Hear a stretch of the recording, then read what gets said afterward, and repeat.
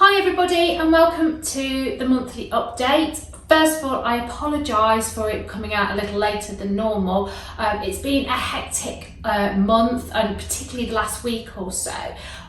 So linked to that, thank you everybody for your support, the fact that you're still watching the videos and commenting and liking them. It's really nice that even though I'm really busy doing other stuff, to be able to see all of those. And apologies that I'm not answering them as quickly as normal as well, but I am trying to get on there. So what have I been doing? What's been keeping me so busy? Well, obviously I did a couple of the Bayeux Tapestry recreation project videos, and we've now moved on to the filling. Yes, there'll be more of that to come in the next couple of weeks.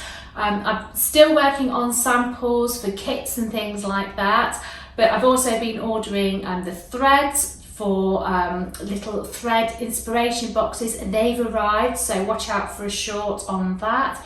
The needles people have been asking me about, they've just arrived, so watch out for a short on that as well. In other news, I've been doing a lot of work for my university job, obviously, and I've been looking at leather over the last month, so that's actually new for me and really interesting, bringing out my training that I did over the last year. And I've been doing a lot of writing for different things, which I can't really tell you about at the moment, but hopefully over the coming months that will start to seep out, or maybe I should announce them. So keep an eye out for those as well. Still no news on the reviews for the two journal articles. It's been a while now. I keep checking, but there's no news on that front, but I will keep you updated with all of that.